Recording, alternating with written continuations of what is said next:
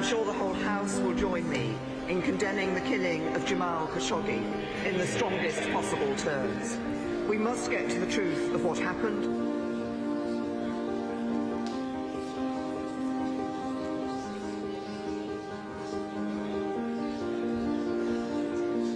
The Crown Prince has denied this. The Crown Prince is not aware of this. Even the senior leadership of our intelligence service was not aware of this. This was an operation that was a rogue operation. This was an operation where friends and individuals colleagues, ended up good evening. exceeding the authorities and responsibilities they had. My name's Amelia Smith. I'm a journalist. I'm working with Middle East Monitor. It sounded to me like maybe these could have been rogue killers. Who knows? So first of all, there is no political movement in Saudi Arabia. Friends and colleagues, good evening. My name's Amelia Smith. I'm a journalist working for Middle East Monitor. Welcome. One image that resonates in the aftermath of Jamal Khashoggi's death is of the man in the blue suit standing outside the Saudi consulate in Istanbul. Clasping his hands together, he bows as Jamal walks past. "Welcome to your death," we can imagine him saying. This image was captured on the 2nd of October. It's the last image we have of Jamal alive. Since then, the news has unfolded to show us he was lured into the embassy and killed by the Saudi regime because they didn't like his political views. Only Jamal didn't just have political views. He had several children, a fiancée waiting for him outside, and a new life ahead of him, much like the thousands of other journalists and human rights activists who are killed every year in the Middle East and forcibly disappeared simply for standing up and asking their governments to respect the rule of law. Jamal's last public appearance was at a conference here in London, several days before his death, hosted by Middle East Monitor. It is therefore with great sadness, but also a great honour, that tonight, in conjunction with Al Sharq Forum, Middle East Monitor are hosting this memorial this evening, in which 14 of his friends, family and colleagues will share their memories of such a distinguished journalist. So, may I kindly invite our first speaker and Director of Middle East Monitor, Dr. Dawood Abdullah, to share his thoughts.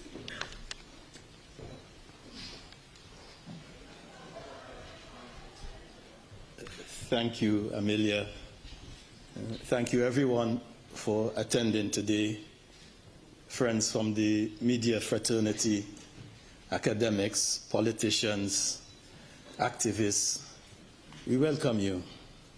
We would have preferred to do so under different circumstances, but we are where we are. What made Jamal Khashoggi so distinguished?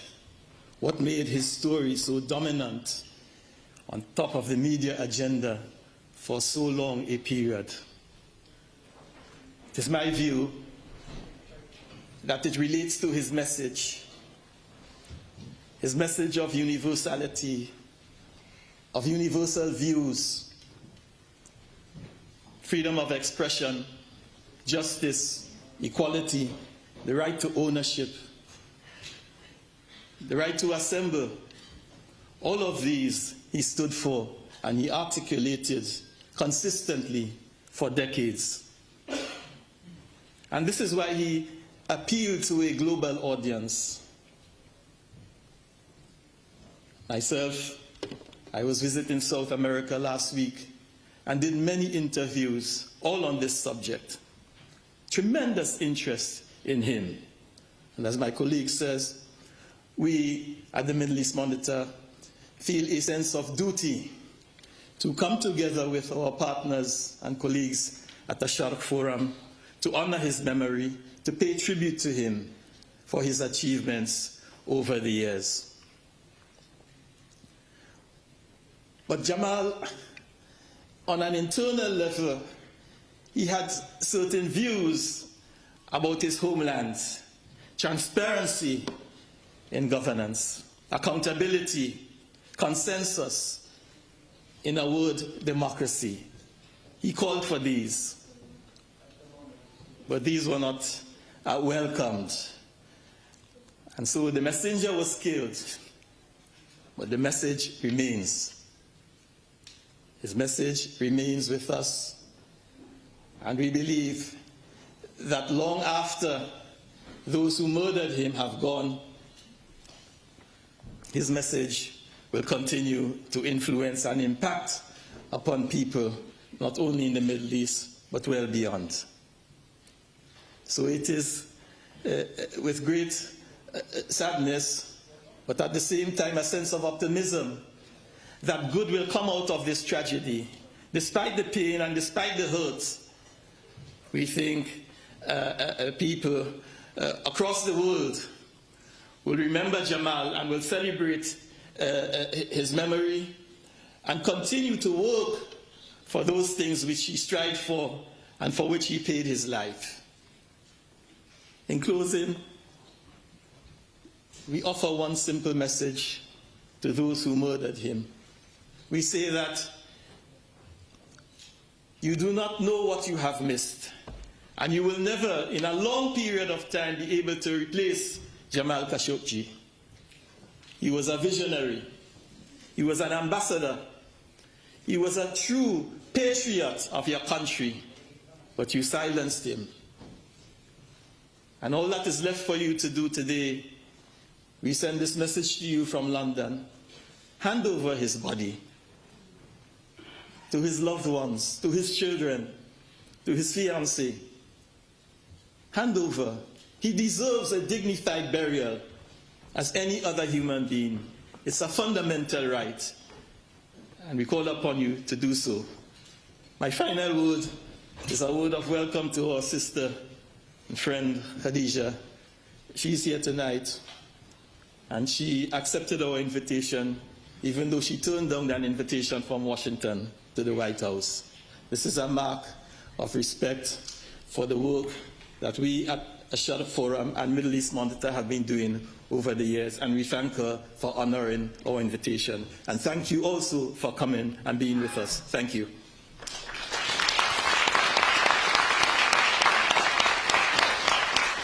Thank you. And I invite President of Al Sharq Forum and former Director General of Al Jazeera, Wada Kamfa.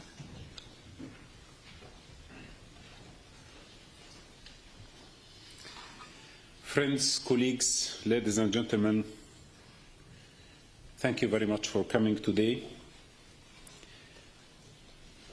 I thank Dr. Dawood Abdullah and Memo for hosting this gathering today.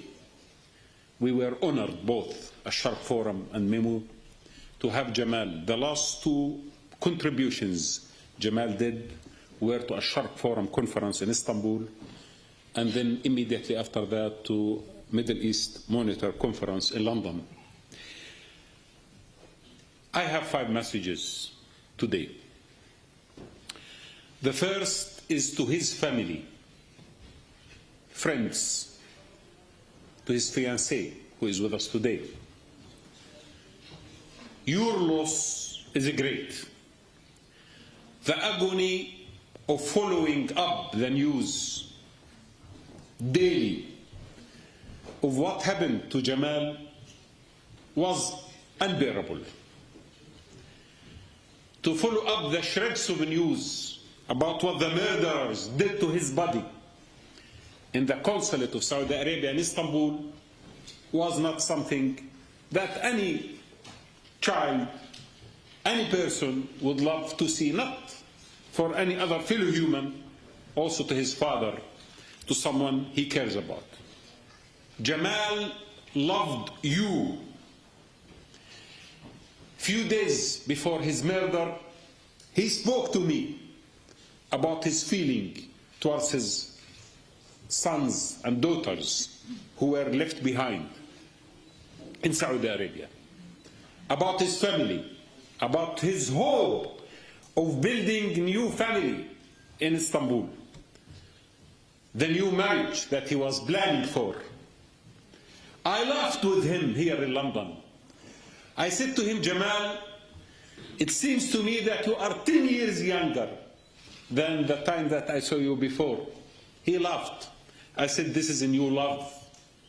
It was a new love. He was preparing to get married. He was telling me about his flat that he owned in Istanbul and the way that he's going to furnish it and the way that eventually going to settle. He said, exile is not something easy. He said, when I wake up in the morning and I find myself alone, I question myself and I say, why did I leave my homeland? Why did I leave my family and land? Is it worth it? He says, then later on I say, yes, it is worth it. I have a bigger mission. So I tell his children, his sons and daughters, that all of us are grieving with you. I tell his fiancée, who is sitting with us today, that all of us are Jamal's family and friends who will follow the ideals and carry the ideals that Jamal stood for. Some people, you don't have to build gilded statues and marble monuments for them to be remembered. Even maybe we might not have a grave for the body of Jamal. But I think in every heart, in every good heart in this planet, Jamal shall reside, and his memory shall continue. The second message is to his colleagues, especially journalists across the world. Thank you for this great and noble stance that you took about Jamal. I am proud as a journalist to belong to this global family that decided not to allow this murder to go unpunished. A lot of cover-up was meant to end it and to classify it as a mystery or enigma or something that the future and history will tell about it. The President of the United States, he suggested the idea of the rogue elements trying to save his friend in Saudi Arabia. But you, journalists across the world, decided that enough is enough. This is the tipping point of keeping silent to the atrocities and the crimes that these regimes in our land are committing day and night. And thank you for that, because you have put the issue of Jamal as a headline globally in 5 continents. And I think that will never be forgotten. It will be a landmark in the history of journalism. It will be a bright moment when the solidarity of journalists across the world stood up together in order to fight this cause. And believe me, continue the fight. I start sometimes hearing the statements about the issue of the mystery of Jamal's issue, Jamal's killing. There is nothing mysterious about it. It is the most clear crime committed ever. We know where it has been done. We know who did it. We know what time. We know what happened. We know everything. What is mysterious about it? People are trying to drag this process forward and forward in order to make it go away with time. We shall never allow Jamal murder to go unpunished. The third message is to the Arab world, to the Arab nations. We have been going through the last few years with extreme, brutal, dark moments in our history. We have lost the greatest hope that our generation and Jamal's generation had of democracy and freedom through the Arab Spring. It was murdered by the same people who murdered Jamal. And they murdered Jamal because they saw in him the light that created the Arab Spring. You should remember that Jamal was banned from tweeting and writing articles while he is in Saudi Arabia because he stood for the Arab Spring.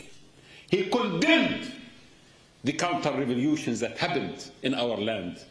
And he continued to write about those who are oppressed, thousands of them, the freedom fighters, and the great young people who are in jails of Egypt, and those who have been murdered in Syria, and those who are being killed in Yemen, and those who have been silenced in his homeland in Saudi Arabia.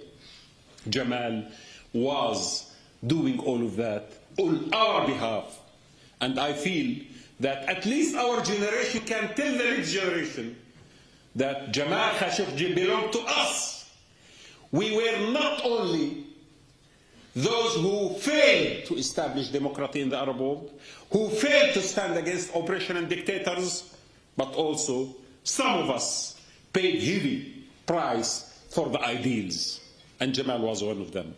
I tell those young people in the Arab world, Jamal could have the opportunity to live very comfortably in Saudi Arabia, could have accepted to be an advisor to the regime there, could have had the most comfortable life, but he gave up all of that, and he chose to live free, and we should choose the same in order to liberate our territories and to find for our nations a place amongst the nations of the world.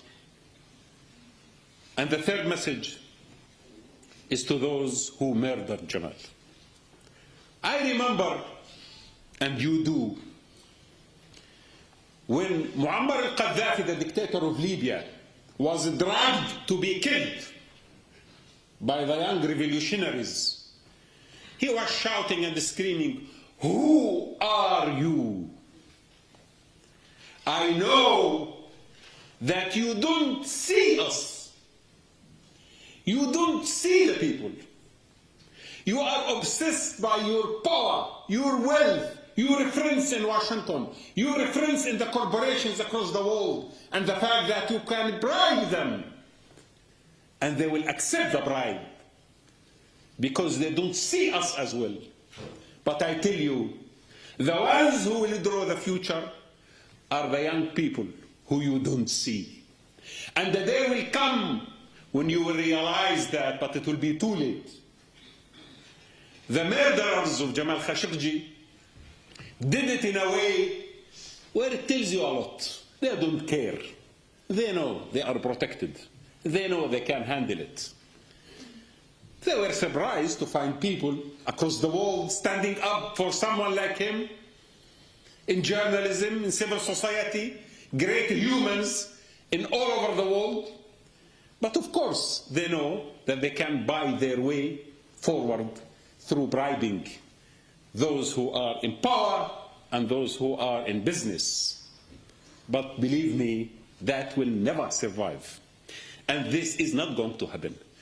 I see in the eyes of young people in the Arab world, in the cities and towns, in the countryside, in the villages, in the refugee camps of Syria and Yemen and Libya and Tunisia and Morocco and Palestine and Jordan and Iraq, everywhere, I see that Jamal is becoming the hero.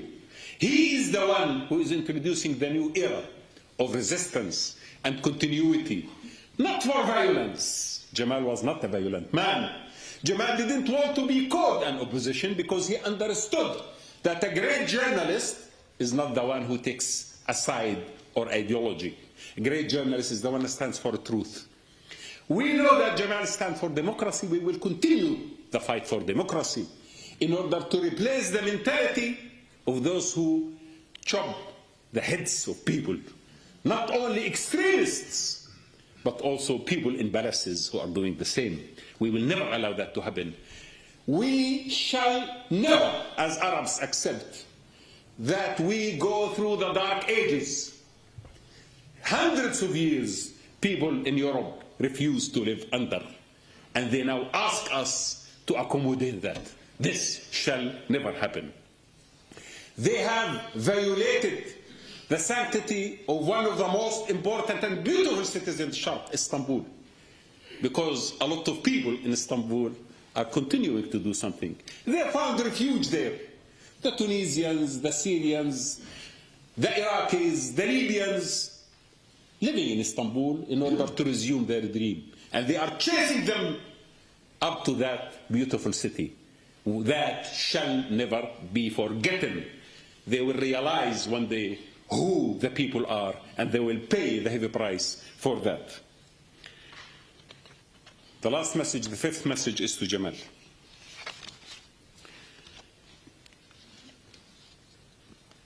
When we met here in London, we spoke about his experience, how difficult for him as a human being at the age of 60 to find himself exiled. And I saw the tears in his eyes speaking to me about his homeland, his family, and his town, Medina, which he loved very much. And I was telling him, jokingly, I'm a Palestinian, I'm used to exile. You are new to it. He laughed. He said, yeah, but I have a lot to learn from you. I said, you know, the most important thing is to keep fighting for a mission. At least we forget. I told him maybe the time has come for us to regard the mission as our homeland, not the land that we stand on. I have never imagined the evil in the regime that led to the murder of of Jamal Khashoggi. He never even imagined that. You know why? Because he had a great heart. And a great heart like his cannot even envisage the level of evil that this regime could conduct. So my friend, my colleague Jamal, you have left us, but today all of us are carrying your ideals and going to fight for it. You were great alive, and you are great dead. You shall continue always to be amongst us. Your spirit, your ideas, your thoughts, your values will continue to empower us. When any one of us feels weak in this battle for democracy and freedom and equality, we shall always remember you, so we may resume our fight. We can never feel tired and exhausted after this. What a heavy burden on us your death is. How can we rest? How can we live comfortably after you? We can't. We shall never betray what you have stood for.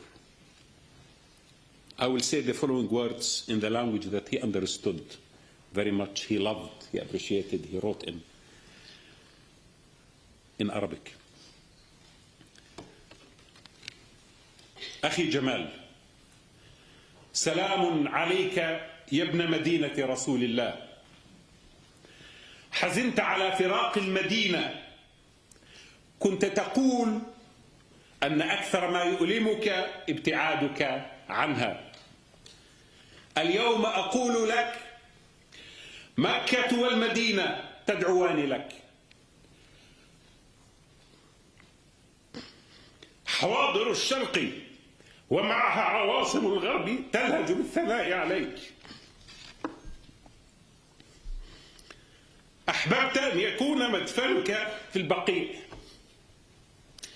أحببت أن يكون مدفنك في البقيع فصار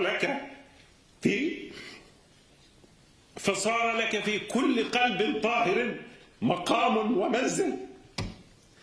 أحببت أن يكون مدفنك في البقيع فصار لك في كل قلب طاهر مقام ومنزل. يا ابن الحجاز، لقد رفع الله ذكرك، لقد رفع الله قدرك، فهذه القدس والشام، بغداد والقاهرة، تونس والرباط، الدوحة وصنعاء، حواضرنا وبوادينا وأريافنا تفخر بك. سبحان من أعزك وأذل قاتليك، تبت أيديهم إذ يقطعون جسدك، وخابت أحلامهم أن يقطعوا ذكرك. ستبقى في عيون الثائرين وأذكار الصالحين وأشعار العاشقين وفي آمال الساعين لفجر جديد. أرادوا أن يمحوا من الوجود أثرك، فصرت كالهواء والضياء تغذي آمالنا بأن الخير يسكن المستقبل. سلام عليك يا سيد شهداء القلم، سلام عليك يا ابن مدينة رسول الله. Thank you.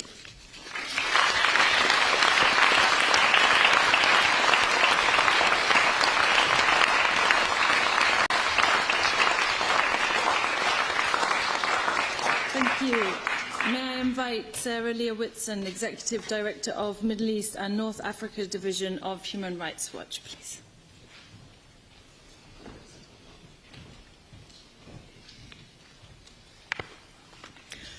Good evening. When I started to write my remarks today, I realized that I didn't really want to address you. I wanted to address Jamal. So I wrote to him. Dear Jamal, hello from London. I'm here speaking at your memorial, when just a few months ago we were sitting in my house in New York, building our plans for our hopeful future for the Middle East, designs to nurture and support the best and the brightest, the boldest and most courageous, the people dedicated by faith or wish, but mostly by determination. I don't believe in the afterlife, but I want to believe you can hear me. I know I can hear you. I know we can all hear you. Your voice has only amplified in your death, a roar to your real-life whisper, reaching millions more than you might have ever dreamed of reaching. 2 million Twitter followers? Ha! That's nothing to the audience you have commanded and raised up today. Dear Jamal, I miss you, and you have left a void for all of us.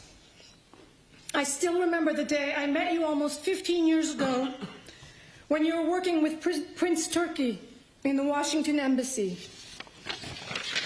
Friends whispered in my ear, he's a good guy.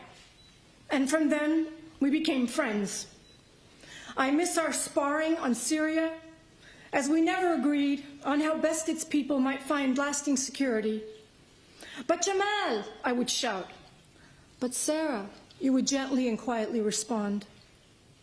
I will pursue your vision of peace and friendship between Saudi Arabia and Iran, something I know had become very important to your own personal political evolution.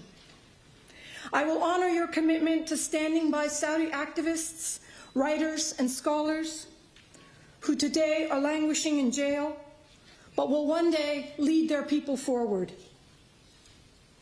Dear Jamal, I wanted to give you a progress report on our efforts to capture and punish the cowardly, ignorant, but still powerful murderers who plotted to kill you as you entered Saudi's consulate in Istanbul on October 2, to pursue that most human and hopeful of pursuits, your marriage to Khadija.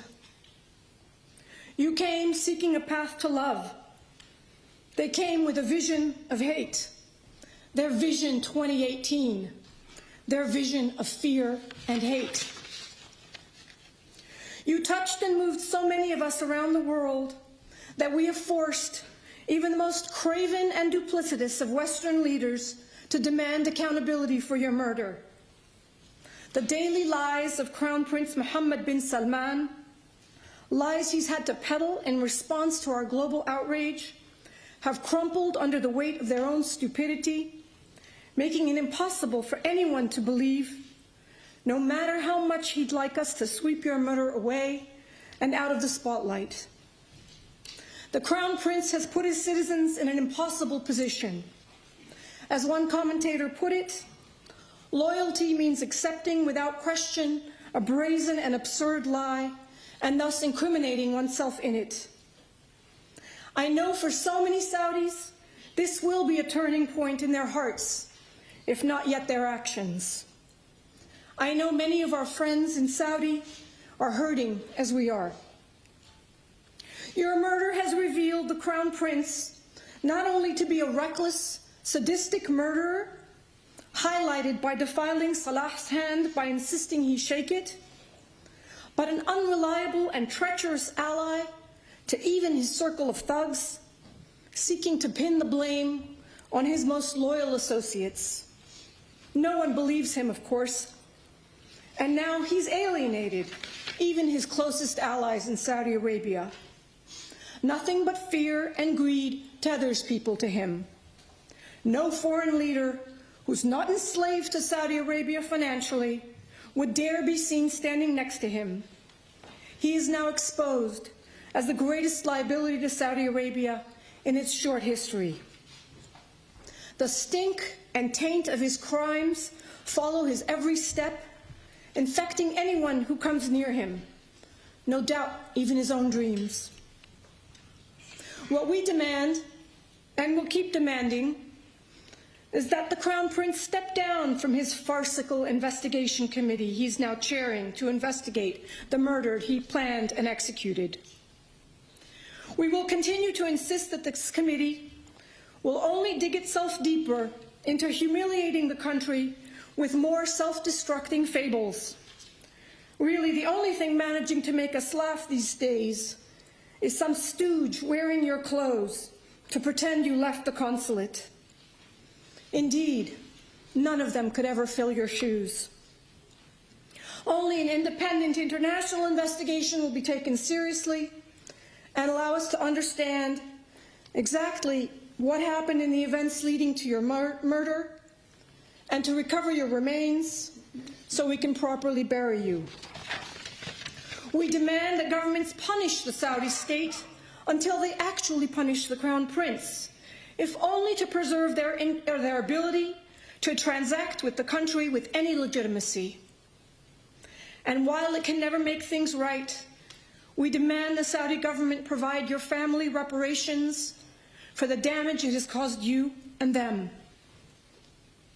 What's more, we demand that anyone remaining in Saudi who loves her country a fingertip of how much you loved yours, King Salman, if he is able, others in the Saudi royal family, if they are able, and ultimately the Saudi people, if they have the courage and the strength, recognize that Mohammed bin Salman has endangered and damaged Saudi Arabia, not to mention the millions of victims in Yemen, more than any foreign enemy has ever been able.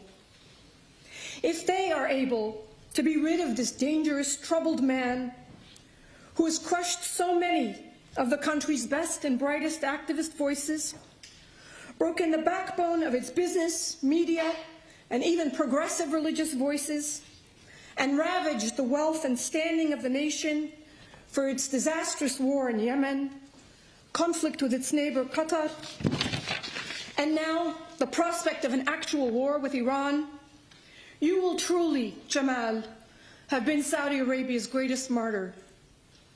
If the Saudi Arabian people are able to raise their voices to demand an accountable, elected government where its people truly join the 21st century as citizens and not as subjects, then you will have been its greatest revolutionary. I know you never saw yourself as a revolutionary, but you never stopped surprising us, in life or in death. Dear Jamal, to paraphrase Daniel Guerin, your death will have a long life, and your death will have the last word. Regardless of these outcomes, it has fueled more hope and strength than I thought possible amidst the despair that has engulfed us, not just with the collapse of the Arab uprisings and the descent into the apocalypse of war and destruction and suffering unmatched by anything our region has ever seen. You have achieved a unity of purpose among journalists and activists around the world who have regained their confidence and shown themselves capable not just of exposing the truth about what the Saudi Crown Prince did to you, but in forcing the hand of governments who would have preferred to look away. You restored our belief in ourselves and the power of our words and the power of facts and the power of truth to move global consciousness. I am satisfied by moments of seeing human consciousness moved. It is the pulse that keeps us alive. Jamal, I know these past 2 years were not easy. You took the risk to stand by your principles and your freedom and your voice by fleeing your homeland to write freely. I know this was such a painful choice for you and your family, but you would not bow down. You never did, actually, as your numerous firings and bans and suspensions from various newspaper posts in Saudi would attest. And generations of Saudi children will remember you and esteem you as the Saudi man who did not bow down, the Saudi man who raised his voice, the Saudi man who took a detour for love, the Saudi man who paid for his freedom with his life. You have given your people a hero to believe in.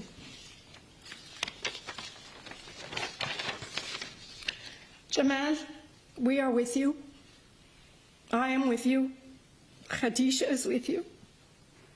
We want to win in our struggle for a better future for the Arab world, where the full fruit of its people's knowledge, creativity, and energy will build a unified, peaceful, and free region that seeks to fulfill the potential and dreams of all of its children. We are with you in your fight, in our fight for the future. We have our victory simply in our pursuit of truth and justice, in keeping the pulse of our humanity beating. Thank you.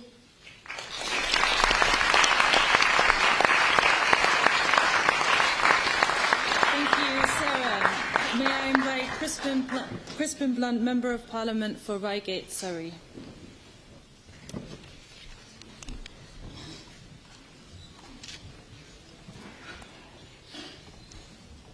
I very much regret that I have no personal remembrances to share with you this evening. I share everyone's sense of loss of this remarkable man in the cause of openness, accountability and progress in his country, particularly as I'm contemplating a line of work to advance democracy, human rights and good governance and accountability in the Middle East. Literally days before he was stolen from all of us in this appalling way, his name was put to me as someone whose support could be of vast importance to my efforts. And for those of us who applaud and admire his work without knowing the man, our work will be to deliver his legacy. However, having returned from a conference in Bahrain today, I was struck by the numerous conversations I had with those who did know him, of the quite extraordinary personal qualities he seems to have possessed. And the title of Jamal's unfinished final column, "What the Arab world needs most is free expression," should be taken alongside his column of a year ago when he said, "Mohammed bin Salman is acting like Putin. He is imposing very selective justice.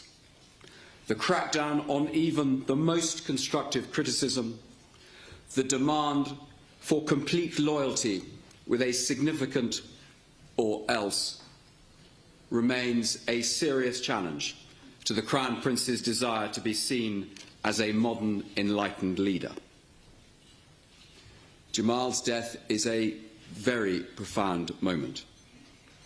If the Saudi state does not deliver full accountability for his murder, the legacy will be one of terror, where all Saudis will not be free to even whisper criticisms of their leaders, even within the family or with the closest of friends.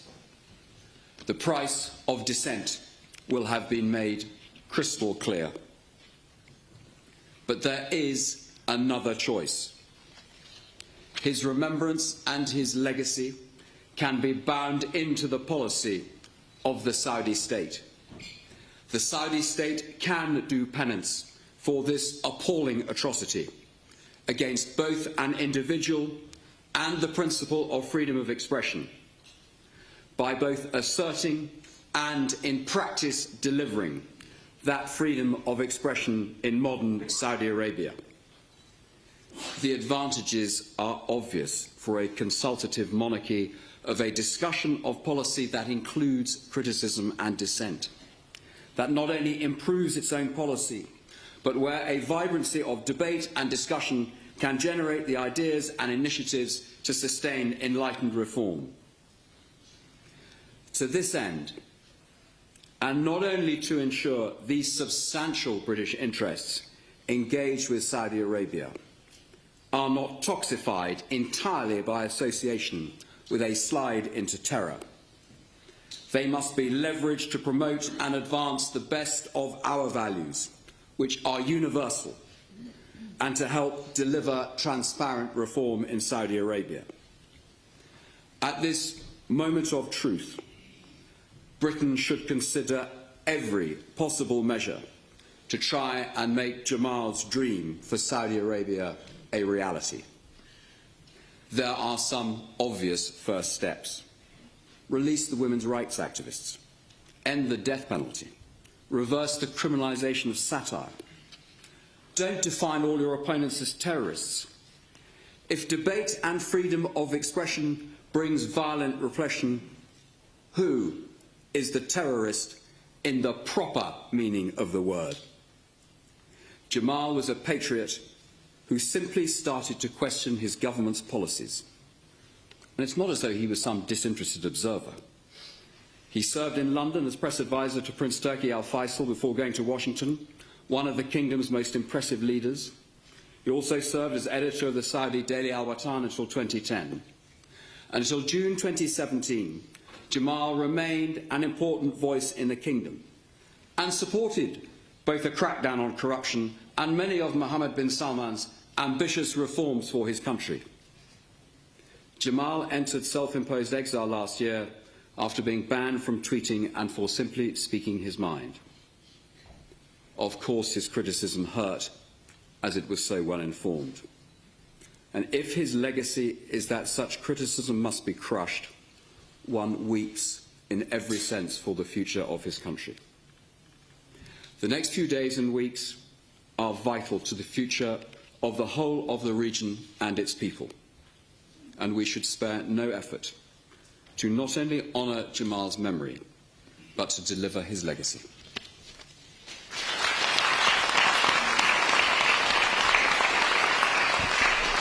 Thank you. We will now hear from Editor-in-Chief of Middle East Eye, David Hurst.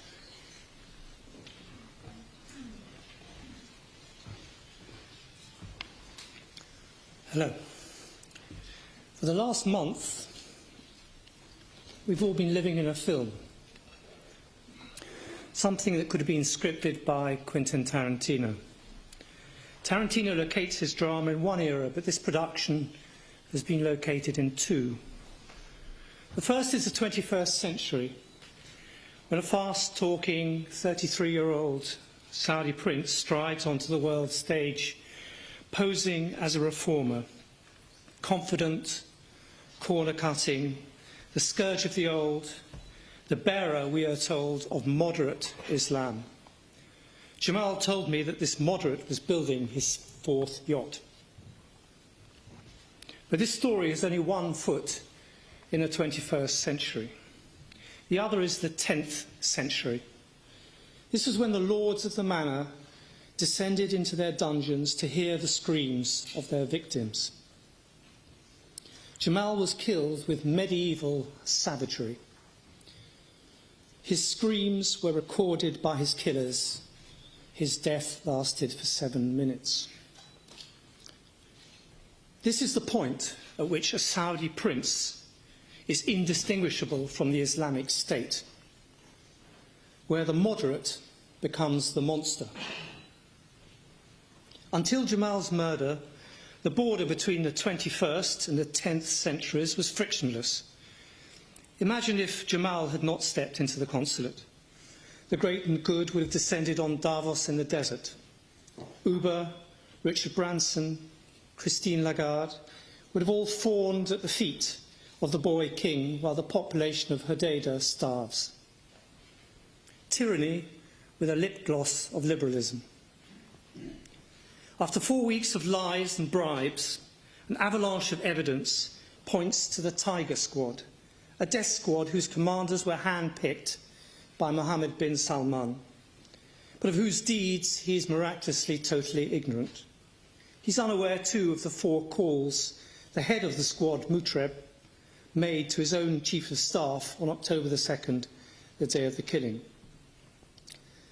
So the Crown Prince silenced the voice, but he's also turned himself into a toxic brand. He's now the last person on earth you'd want to be seen with. Unless, of course, you're John Flint, CEO of HSBC.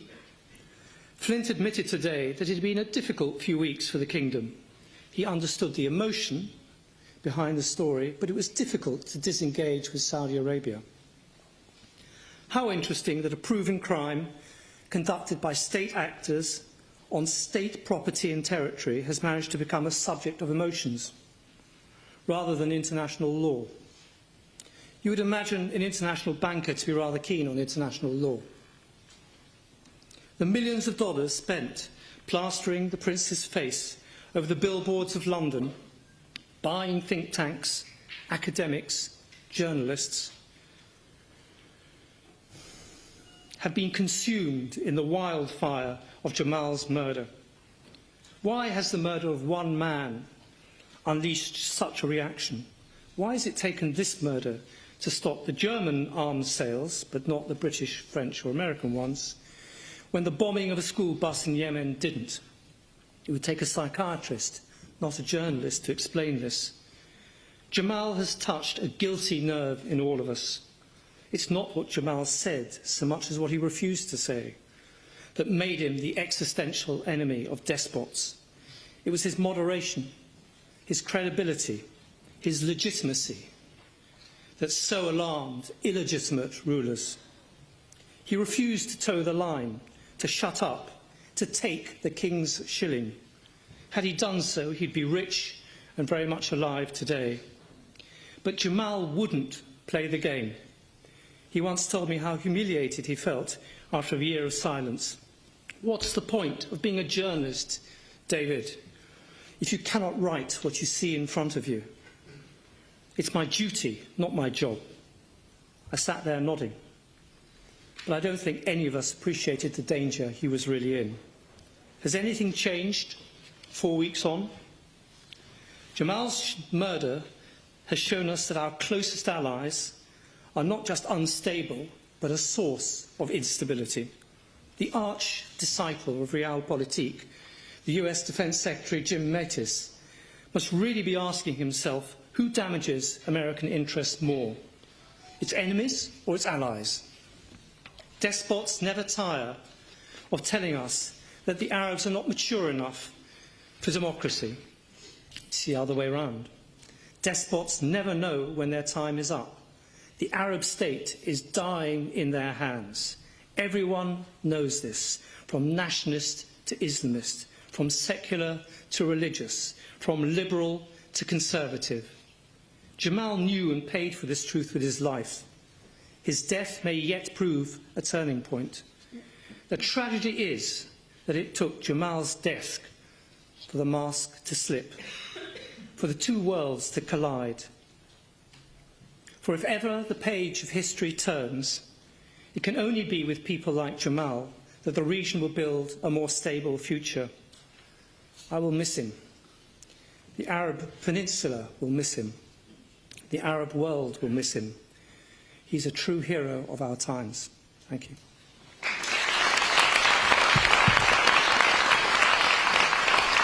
Thank you. It's now an honour to invite Jamal's fiancée, Khadija, to the stage.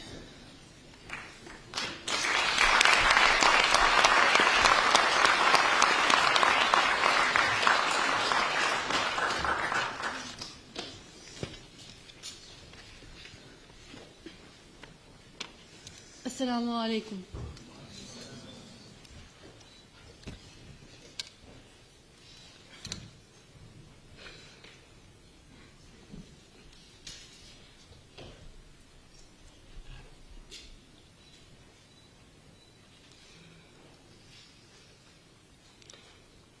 Cemal'in arkadaşları arasında olmaktan büyük mutluluk duyuyorum.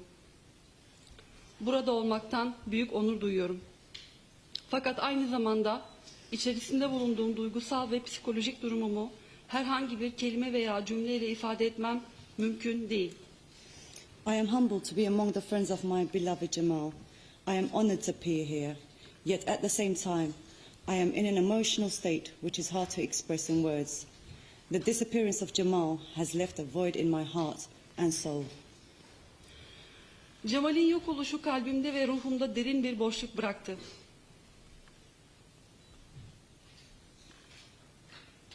Cemal birçoğunuzun bildiği gibi bir figürdü.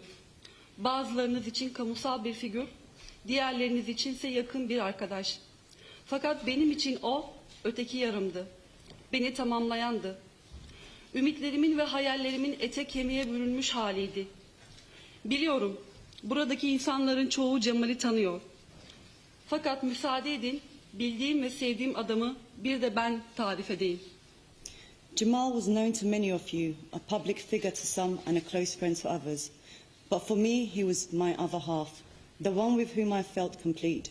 He became the embodiment of my hopes and dreams.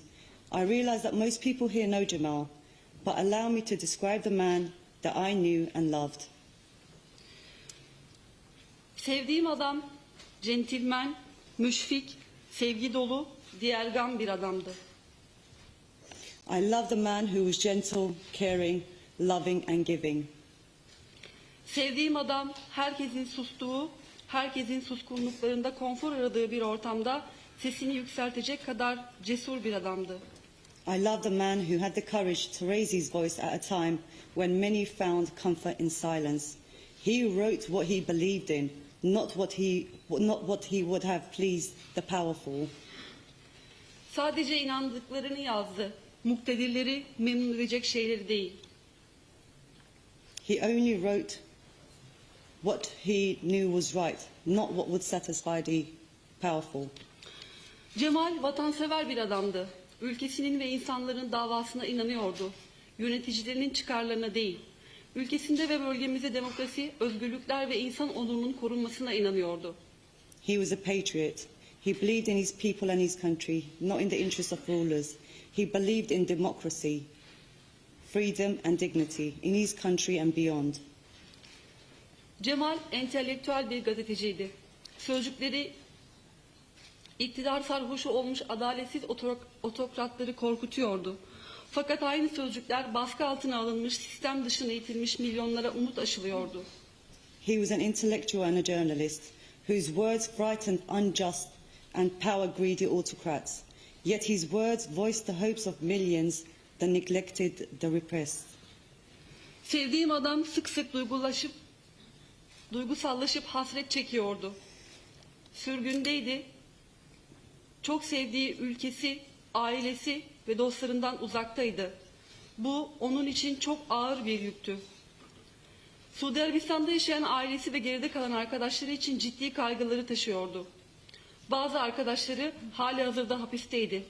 Sadece kendisi için değil, arkadaşları için de konuşması gerektiğini hissediyordu.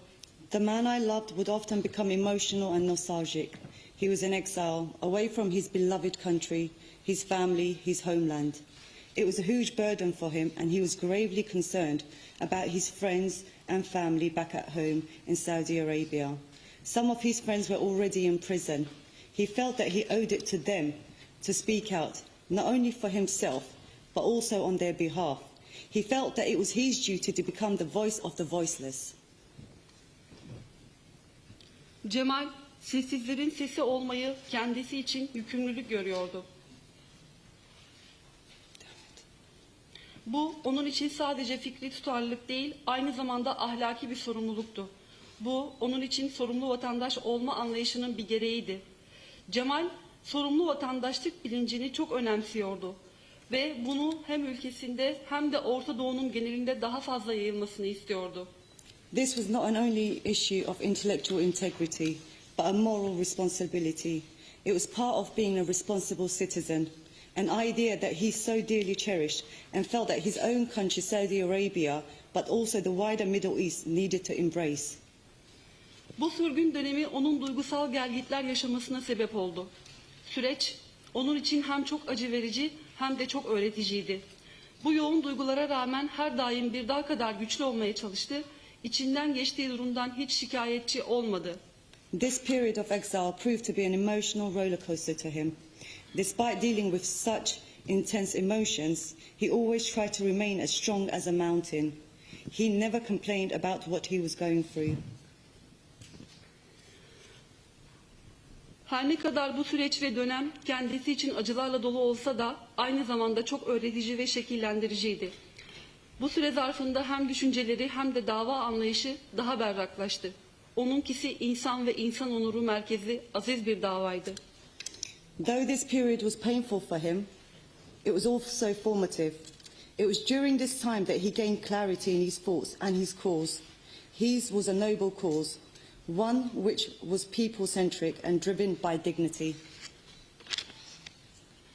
Her ne kadar sürgünde olsa da her daim ülkesine derinden bağlıydı. Birçok sefer Medine sokaklarında dolaştığını hissederdi. Hicaz ve Medine için duyduğu özlem derin ve tarifsizdi. Even though he was in exile, he always remained deeply connected to his country. He always felt that he was walking around the streets of Medina, and his longing for the Hijaz was immense and heartfelt. Ben aynı zamanda çok merhametli bir Cemal tanıdım. Alçak gönüllü, nazik, hoşgörülü ve duyarlı. Sevgi dolu bir insandı benim aşık olduğum adam. Onunla bir gelecek hayali kurduk, ortak bir gelecek. Yeni bir başlangıç, yeni bir ev, yeni bir yuva. I also knew Jamal the compassionate. He was humble, gentle, tolerant and considerate. A man who was full of love. A man whom I fell in love. With this love we dreamt of a new future, a shared future together, a new beginning, a new home. Cemal'in Suudi konsolosluğuna girdiği 2 Ekim sabahı biz bu hayalimizi gerçekleştirmeye çok yaklaşmıştık. Evlenebilmek ve bu hayallerimizi gerçekleştirebilmek için sadece basit bir kağıda ihtiyacımız vardı. This was a dream we came so close to realizing when my beloved Jamal stepped into the Saudi consulate on 2nd October. He needed a simple bureaucratic document so we could marry and realize our hopes and dreams. Fakat o korkunç gün hayallerimiz yarıda kesildi, dünyam alt üst oldu.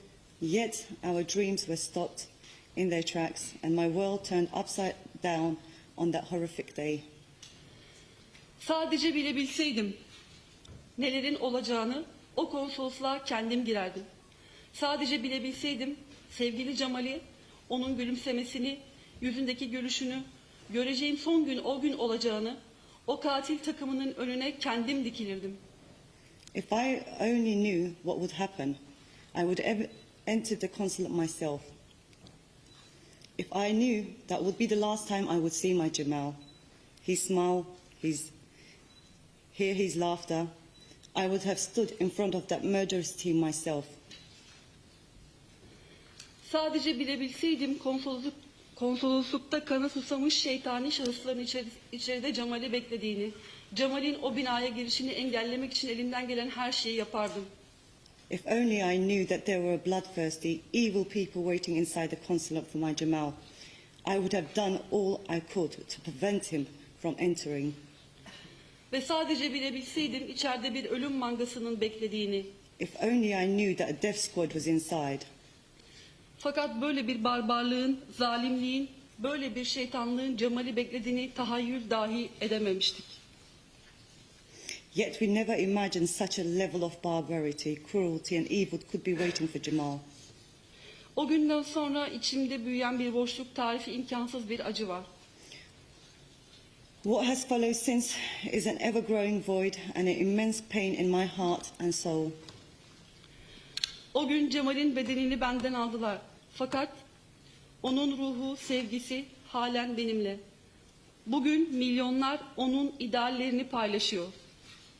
Ve kalplerinde acısını hissediyorlar. On that day, they took the body of Jamal from me, but his soul, love and spirit are still with me. Millions now share his ideals and his pain in their hearts. Cemal ölümünde de hayatında olduğu gibi sessizlerin sesi olmayı başardı. Katillerinin korkaklıkları ve zalimliklerine rağmen ölümün dahi hayatında olduğu gibi güzel, sevgi dolu ve cesurdu. Nasıl ki hayatında sözcükleri gözü dönmüş katilleri korkuttuysa, ölümü de onların kalplerine korku saldı. Ölümü milyonlara ilham verdi. In death, as in life, he has proved to be a voice of the voiceless. Despite the cruelty and cowardice of his murderers, in death, he has been as beautiful, loving and brave as he was in life. Just as in life, his words frightened ruthless dictators. His death has struck fear into the hearts of many. His death has already served as an inspiration for millions. Ben her şeyden önce sevgili Cemal için adalet istiyorum. Halen cesedinin nerede olduğunu bile bilmediğimiz sevgili Cemal'in naaşını almak istiyorum. I want justice for my beloved Jamal. I want to have his body. We still don't know where his body is. Cemal bir dava için şehit oldu. Jamal is a martyr for a cause. Cemal bizim dünyamızda demokrasi, özgürlük mücadelesi için şehit oldu. Cemal'in naaşını ailesi, arkadaşları ve sevdiklerinin dualarıyla gömmek istiyorum. O nedenle tekrar soruyorum. Cemal'in cesedi nerede? He is a martyr for the struggle for democracy and freedom in our part of the world. I want to bury the body of the beloved Jamal. Therefore, I'm asking once again, where is his body? Suudi Arabistan'ın Cemal'in bedeninin tam olarak nerede olduğunu iyi bildiğine inanıyorum. Benim bu talebime cevap vermeliler. Bu sadece Cemal'in nişanlısının talebi değil, insani ve dini bir talep. I believe that the Saudi regime knows where his body is. They should answer my demand, for this is not only the demand of a fiancé, but a human and Islamic demand from everyone, every nation. Adaletin yerine getirilmesini istiyorum. Bunu sadece sevgili Cemal'i öldürenler için değil, bu suçu organize edenlerin, bu emri verenlerin adalet karşısında hesap vermesini istiyorum. Bu sadece benim sorularım ve taleplerim değil, bu aynı zamanda milyonların isteği ve soruları. I want justice to be served, not only for those who murdered my beloved Jamal, but for those who organized it and gave the order of it. These questions are not just my questions. They are now being asked by millions.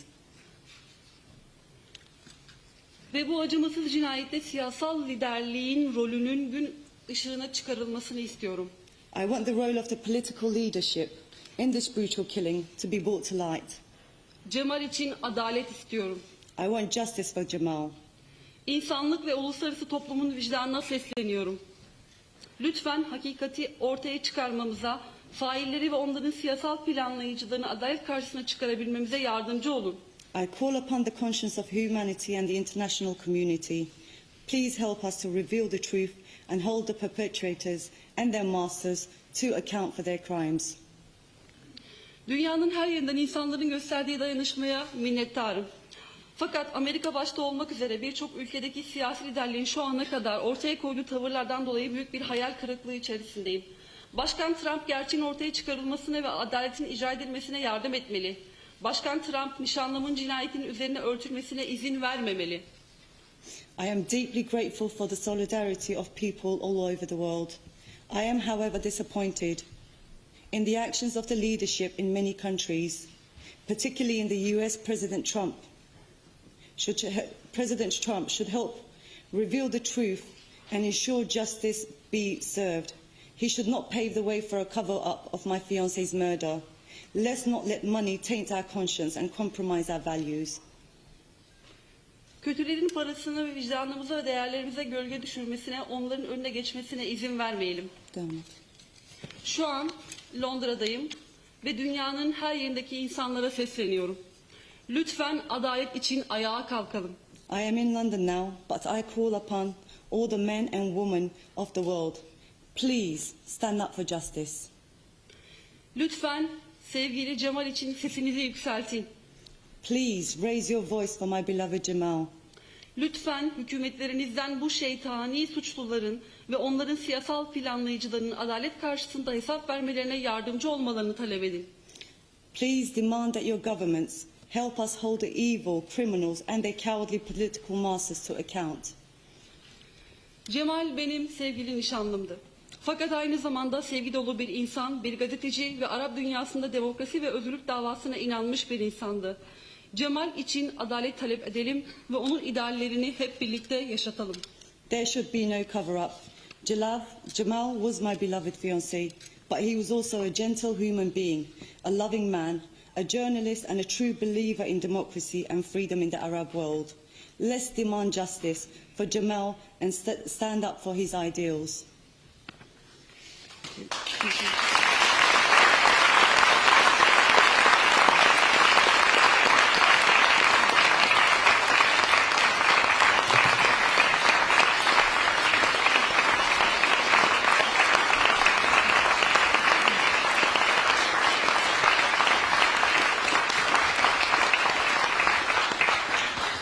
Thank you. And copies of Khadija's talk will be available outside after the memorial.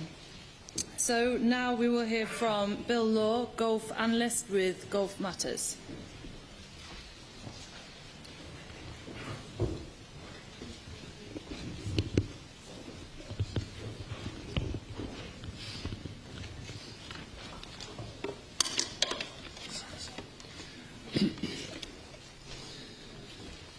Thank you.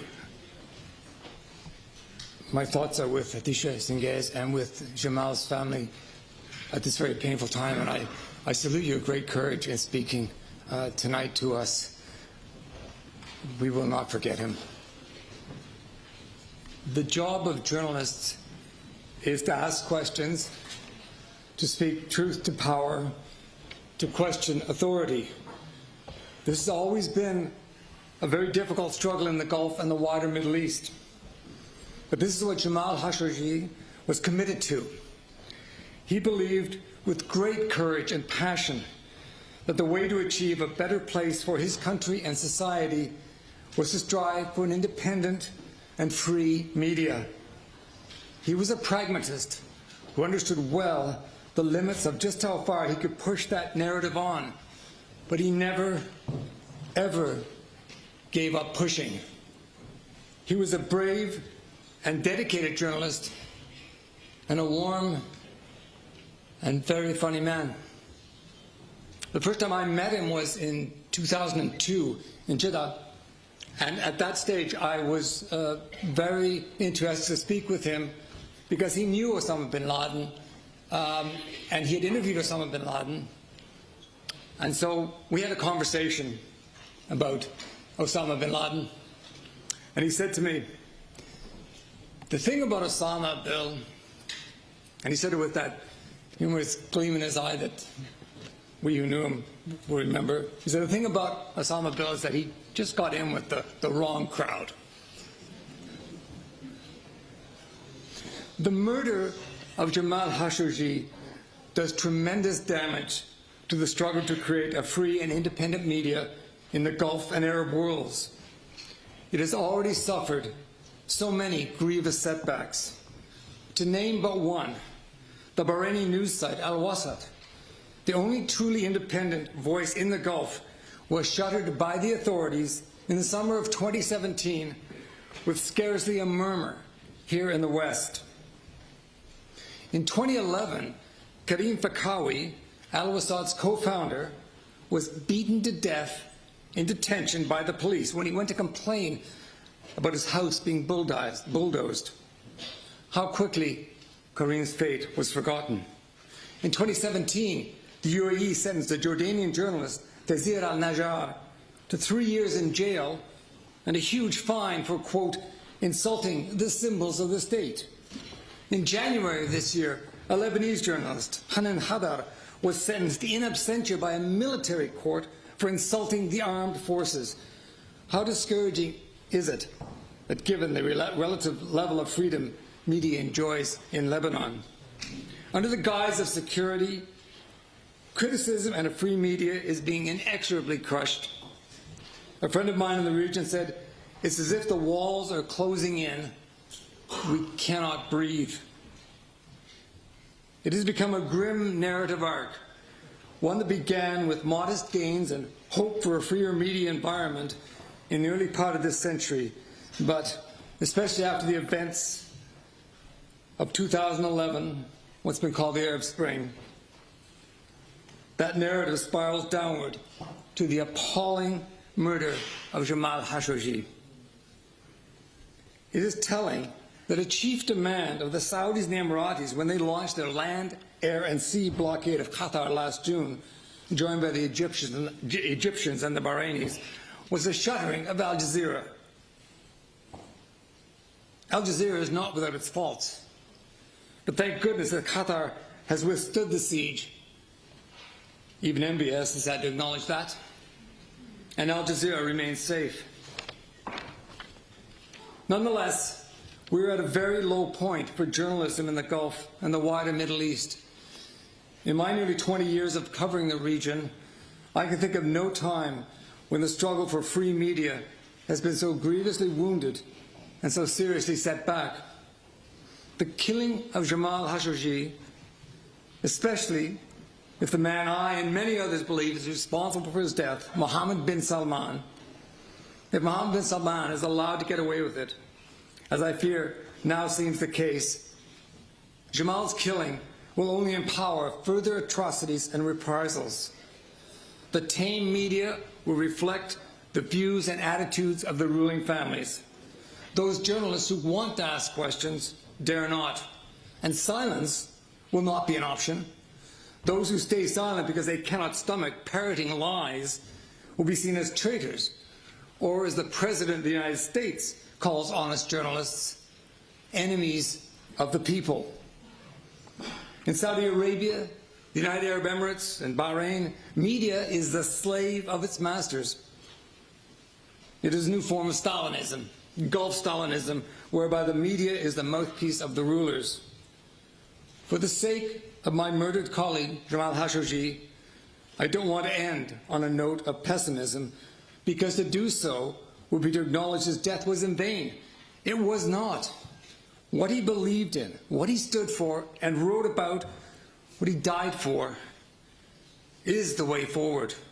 The Gulf and its citizens, and citizens throughout the Middle East, will only realize their full potential in a society where free media flourishes. That is what Jamal passionately believed, and he was right. Jamal is a martyr to that noble cause. Dictators and their lies do not endure. Speaking truth to power, even with all the terrible consequences it entails for journalists, ultimately brings those lies crashing down around those dictators. Thank you, Jamal, for your great and courageous journalism, your dedication, your commitment, your humor, and your kindness. Know that you will not be forgotten, and that your death is not in vain. Thank you.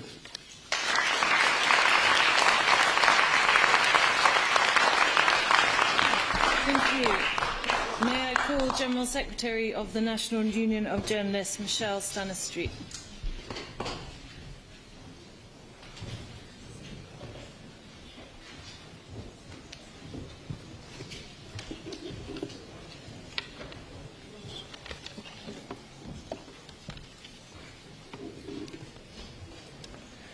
Thank you. I'm very proud to be here this evening on behalf of the National Union of Journalists in the UK and Ireland to mark the contribution to journalism and the principal values of Jamal, and to speak out against his terrible, brutal killing, a murder that's truly shocked the world. It's a devastating personal loss for those who knew him, for his fiancée and family, and all those friends and colleagues who loved him so dearly. But Jamal's murder also represents a blow to everyone who values journalism and press freedom, and all who care about the danger that so many of our colleagues face right now around the world. And for the very worst of reasons, this brazen act has shone a light on the daily diet of threats, intimidation, assaults and killings that are served up to so many journalists and media workers around the world. It also puts into sharp relief the shocking reality of state-sponsored impunity that proliferates, not least because of the many state agents actively involved in the repression of journalists and journalism, or who, with a nod and a wink, sit back and allow such acts of brutality and murder to go unchecked and mostly unpunished. Such impunity is a deliberate, calculated and pretty effective way of spreading fear, of creating an environment where the work of a journalist is made so much harder or even impossible, where doing your job well and with integrity comes with incalculable risks to you and your loved ones, where the reality of media freedom is compromised by the cumulative combined vice-like grip of vested interests and state censorship that has a chilling effect on journalistic freedoms. For it doesn't solely impact on those who are on the front line reporting conflict, or the prominent commentators feared and loathed by the world's despots. Such crackdowns on media freedom affect all journalists. We speak of the chilling effect for good reason. Incisive, quality journalism simply can't flourish in conditions of repression and fear. Journalists are human beings with the same fears, concerns and responsibilities as everyone else, and it's human nature to check yourself, to think twice about what you publish and when, to fall prey to the pressures of self-censorship as well as its more overt cousins. That's not a climate or an environment that can serve citizens well, and not an environment in which journalists should have to operate. The current spectacle of world leaders bleating about press freedom whilst targeting journalists and their work is something that should unite us in outrage. Media workers being used as pawns in geopolitical game playing or exploited as political leverage is disgraceful and unacceptable. The global journalistic community today faces an international climate that's ever more febrile and increasingly fraught with danger. An American president, as we just heard, who's dubbed journalists the enemies of the people. A Saudi regime that believes the world will suspend disbelief and allow itself to be hoodwinked as it repeatedly changes its story, delivers up some fall guys and banks on business continuing as normal. A Turkish president speaking out against a terrible act while journalists languish in Turkish prisons. The internet is censored, broadcasters are closed down and arrest warrants have led media workers to flee the country. According to the grim tally kept by the International Federation of Journalists, 73 journalists and media staff have been killed to date this year. In the past 6 years, that rises to over 600 lives lost. That's 600 families who are facing the terrible pain and loss of losing their loved ones. 9 in 10, a staggering figure, 9 in 10 of those cases remain unpunished. Killers of journalists who've paid the ultimate price for their work are walking around freely. These are the real enemies of the people. Some of the names who have died are well known to us, others less so. Take the Yemen, for example, a country that Jamal wrote about often, where 35 journalists have died since 2011, 8 of whom were killed this year, including Zaki al-Sakaldi, a reporter who was gunned down in front of his house earlier this month. Another 14 have been kidnapped or remain detained in 2018. Their lives and their freedom have been the price they've paid for trying to bring to the world's attention the terrible consequences of this so-called forgotten war, the cruel war, as Jamal called it. A geopolitical battleground in which all parties involved in the conflict are united in their efforts to silence the voices of media workers.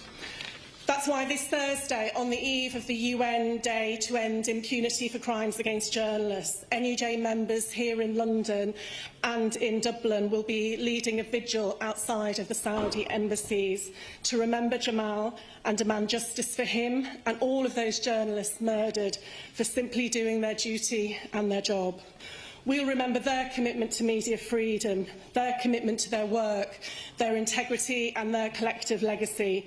We'll be demanding an end to impunity and for all governments to commit to ensuring the safety and justice for journalists. And that's also why we're working with the International Federation of Journalists to bring in a UN Convention for the protection of journalists. Because without safety, without consequences for threats, attacks and crimes against journalists, a climate of fear, intimidation, censorship and self-censorship is perpetuated that serves to undermine press freedom and the public's right to know.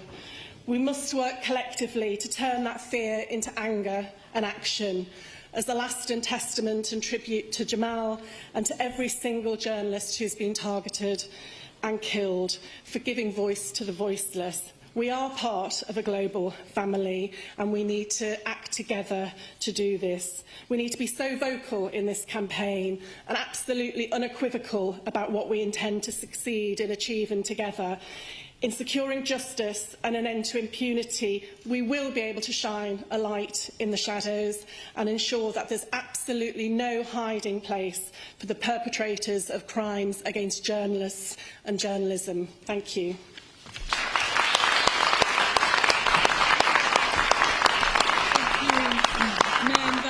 Turton, filmmaker and war correspondent.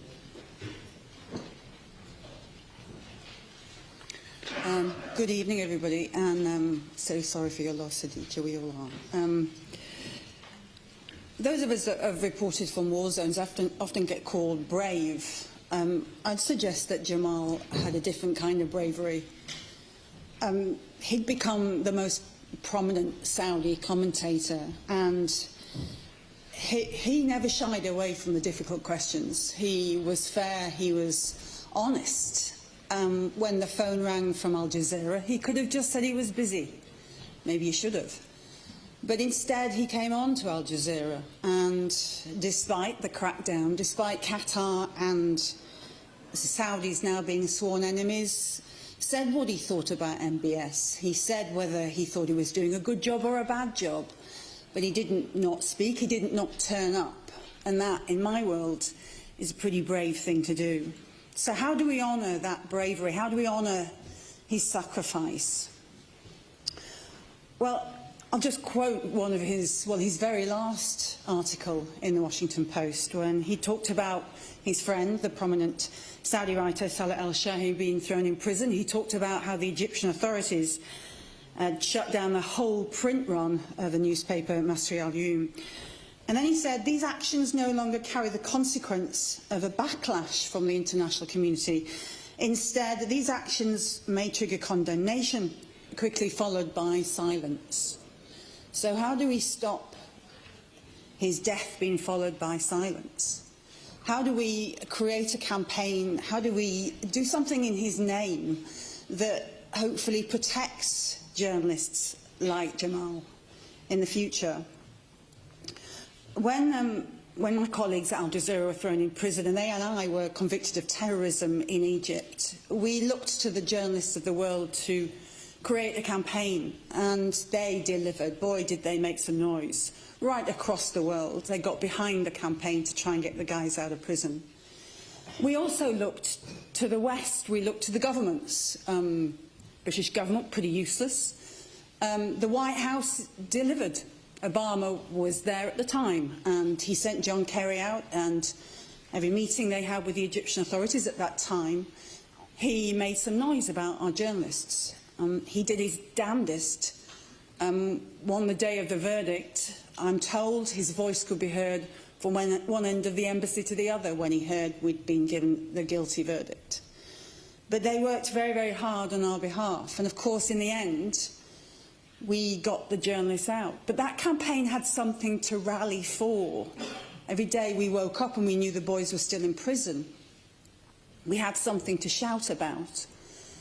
If only Jamal had been thrown in prison, we'd be in that position today.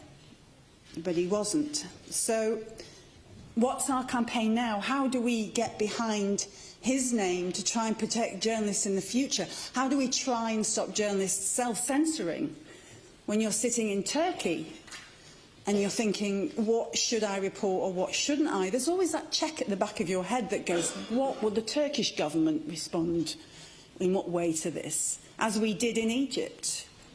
What are the journalists going to be thinking now? Not just the journalist diaspora that don't live in their country anymore because they can't speak truth, but report from other countries. What protection are they going to have now, and what are they thinking? Can they still report?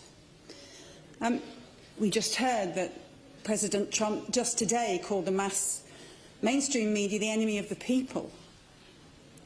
That means that if the boys were in prison today in Egypt, they'd stay in prison, because there's no way President Trump would lift a finger or make a noise on their behalf.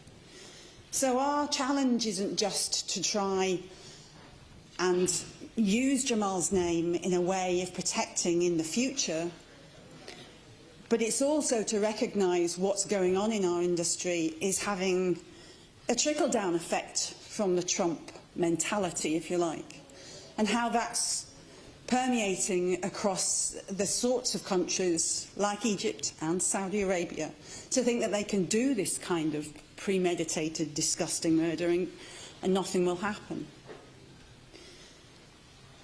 If we can do anything in Jamal's name, maybe it's that. Maybe it's stopping the silence. And I'd like to leave you just with a take on a poem that was actually written about the Nazis. First they came for the journalists, and I did not speak out because I was not a journalist. We've no idea what they did after that. Thank you.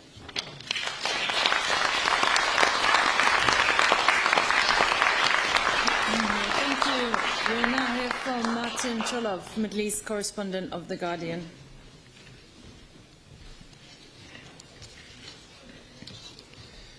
Good evening, everyone. It's my pleasure to add my voice to those of my colleagues and the touching testimony of Hatice Cengiz, whose future was taken away from her so shockingly.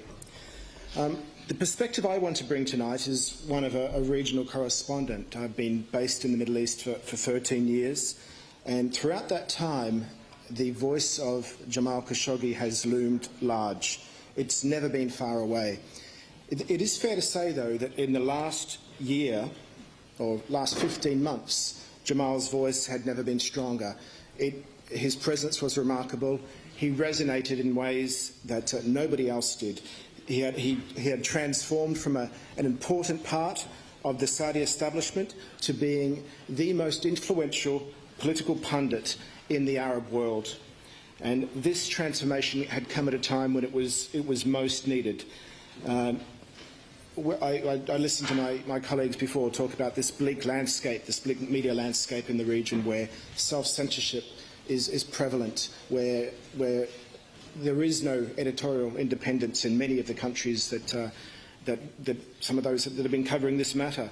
But the clawback of journalistic freedoms has been pervasive and profound, and it's been shocking to watch, and it was such a relief in many ways to see a figure like Jamal emerge in the last 15 months. He became a leader in so many ways. I last saw him in June last year, 2017, just before he penned these words in the Washington Post, which were, "I have left my job, my home and my family, and I'm raising my voice." Now, that in itself was a simple statement of intent which went a long way towards establishing him as not just a regional figure, but as somebody of global significance, a Saudi national who was prepared to break free from those shackles. He was an insider who became an outsider. He was a potent threat because of that. I put him in touch with The Guardian. He wrote a couple of columns for us, and after that he ended up in Washington producing the most pointed, insightful criticism of the Saudi regime of anyone on the globe. And he did so not as a reflexive critic, he did so as a patriot. He did so as somebody who loved his homeland. His criticisms were not blanket, they were targeted, they were reasonable, they were fair, and they were potent, and that's why they did the damage that they did within the Saudi regime, because they cannot and they will not accept dissent in any way, shape or form. He did so also as a brazen accommodation was forced upon his homeland. The trade-off under the reforms, so-called reforms of Mohammed bin Salman, were limited social freedoms, economic reforms, but an elimination of civic discourse, dissent or criticism. And for him to be able to step forward and with the platform that he had, the presence that he had and the access to stakeholders that he had in Washington intimidated the House of Saud. He knew Saudi Arabia, he knew its secrets, he knew its weak points, and he was prepared to press them. He correctly picked also the character flaws in the man who ended up ordering his death. He did not shy away from saying that the Crown Prince of the country, the heir to the throne, was a man with judgment and temperament flaws, somebody who was not fit for purpose on many levels. At the same time, he did say that there were things that he was doing which Saudi nationals actually bought into. They wanted things to happen. But what he was providing was a platform of measured criticism which was challenging a man who was used to nothing but absolute power, and he was not prepared to tolerate this discourse that he was bringing. For the past month, I have covered these extraordinary events, both initially from Istanbul and from Riyadh, and it's been very clear that there's been a shock that transformed into an anger, and then a demanding for justice, which has been pervasive and prevalent.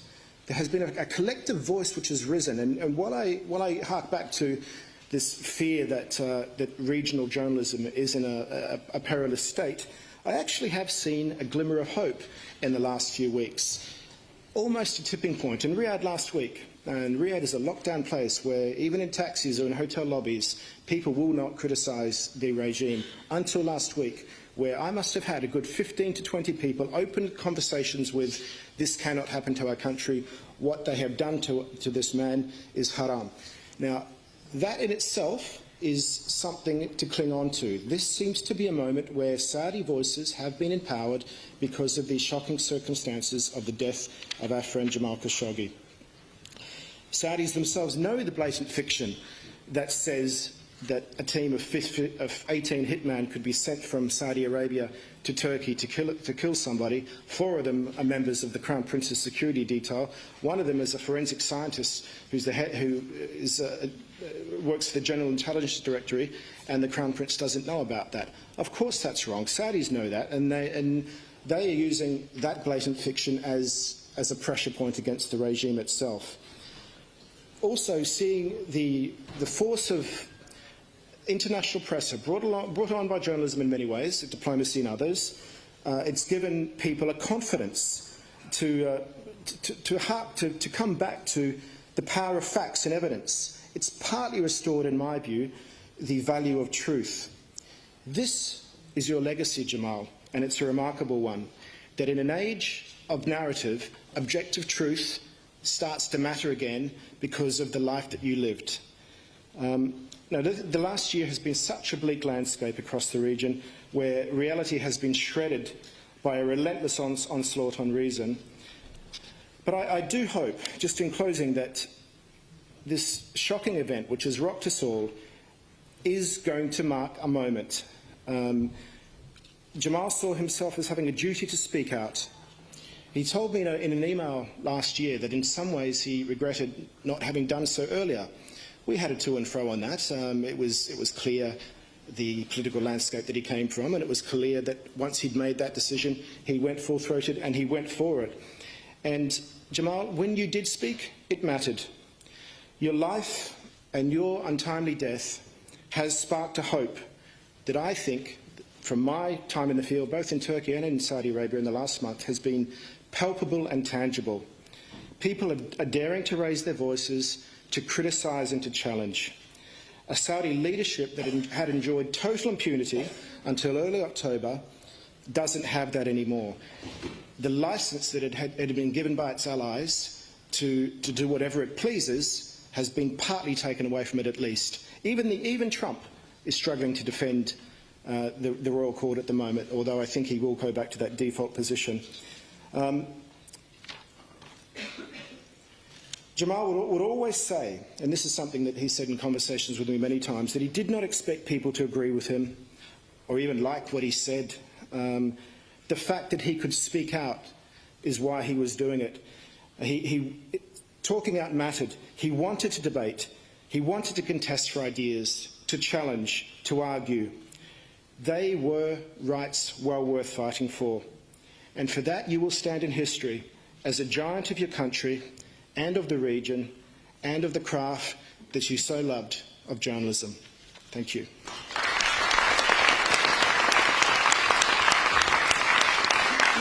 Thank you.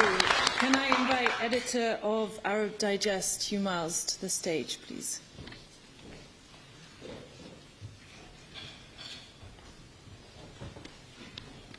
Good evening. It's a great honour to be invited to speak at this memorial event. I'd like to start by paying my respects to Khadija. I think we can agree has been a model of dignity and grace throughout what must have been a terrible ordeal. My connection to Jamal's story is that I'm a journalist who for the last 8 years has been following the Saudi programme to kidnap and kill dissidents and defectors living abroad. I regret to say I never knew Jamal personally, but I admired his journalism, and I could see that he was a very remarkable man who certainly never deserved to die in the horrific way that he did. Now it is our solemn duty, the duty of the international community, to stand up for Jamal and make sure the people who perpetrated this terrible crime are brought to account. No one says it's going to be easy. We all know many governments, firms and individuals have deep interests in the status quo and do not wish to rock the boat. But the wild trajectory of MBS, the dire situation in Yemen, and the terrible impact of the Saudi-backed counter-revolution across the region no longer permits the luxury of procrastination. It is time to side with the right against the wrong, with the weak against the strong, and with the oppressed against the oppressor. It is time to get on the right side of history. For too long we have remained complacent about the injustices the Arab people are facing. For many years, our leaders have propped up despots across the Arab world who deny the people their basic rights and force them to live in bondage, a modern-day slavery. This is an evil of colossal magnitude which runs against core Western principles and against the values and interests of the overwhelming majority of ordinary people. This policy has corrupted us and destroyed faith in democracy. It has led to a massive wave of terrorism here on the streets of the UK, as well as in many other European countries. Who can calculate the damage done by Saudi Arabia spending hundreds of billions of dollars across the world on a deeply intolerant version of Islam? Who can calculate the damage done to our democracy by Saudi corruption in major arms contracts? The most powerful opponents to reform are not just politicians and special interest groups in Washington and London. They are also businessmen, more interested in petrodollars than humanity, and not prepared to do justice to Jamal or the Arabs, cost what it may. Meanwhile, many ordinary people who know about the tyranny and the war and are against the dictators do nothing to put an end to it. Instead, they sit down with their hands in their pockets, mumbling that they do not know what to do, and so they do nothing. There is a right and a wrong side in this situation, and no one belongs in the middle. Jamal was slain by a bloody tyrant, a homicide. If you were to ask MBS why, then like all dictators, he would reply to you, why not? This is a man who regards Saudi Arabia as his property, including the people, the land, the history, and everything that goes with it. Like every slave master, he studies human nature, and the nature of his enslaved people in particular. He wants to find ways to impress on them the boundlessness of slave territory and of his own limitless power, and so preserve the wall of fear. This is why he ordered that Jamal, in effect, be executed in public, just like people are beheaded in public in squares inside Saudi Arabia, to send a warning to dissidents and defectors everywhere. The time has come for the West to stand up for the Arabs, not for the despotic regimes that govern them. If we respect them, they will respect us. But if lobby groups and industry are allowed to dictate Western foreign policy in support of regimes whose days are numbered, this will undermine relations between us to the detriment of us all. The system which the tyrants depend on is already on its deathbed. The only question is how costly they are going to make the funeral.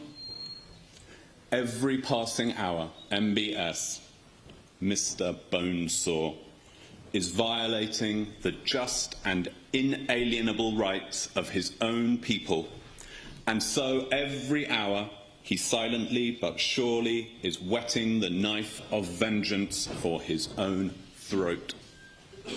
Every word he says in support of the regime invites the sword and asserts the right of the rebellion of his people and people across the region. Jamal never supported violence. He did not even call for the overthrow of the regime. Instead, he pinned his hopes on reform on the international community, and he expressed his views through his journalism. Without debate, without criticism, no country can succeed. If the Saudi regime was built to last, it would have had nothing to fear from a humble journalist like Jamal Khashoggi. Thank you.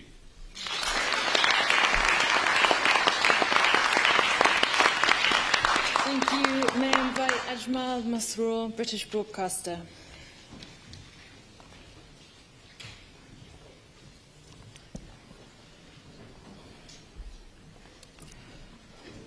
Good evening, ladies and gentlemen, and assalamu alaikum, peace be upon you all. I'd like to begin by offering a prayer for Jamal, who has passed away.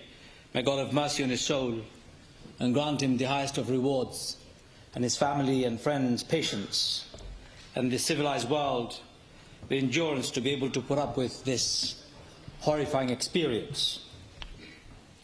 Freedom is what we all want, but freedom is the first thing and the first right that is denied to the masses across the world by the despots and the dictators, especially in countries like Saudi Arabia. Jamal Khashoggi has stood for freedom, he wrote for freedom, he died for freedom. I believe Muslims in the Arab world and the Muslim countries have forgotten the real experience of freedom. Because for decades, they've lived under illegitimate rulers, dictators and despots, monarchs, who have systematically dismantled all aspects of freedom from society. Jamal Khashoggi was championing freedom for the people of the Middle East. What he couldn't achieve in his life, he was able to achieve this by his death. May God have mercy on his soul. There is no freedom of worship, there is no freedom of expression, or speech, or participation in those countries. Ordinary people live in constant fear of their lives and remain absent from public discourse.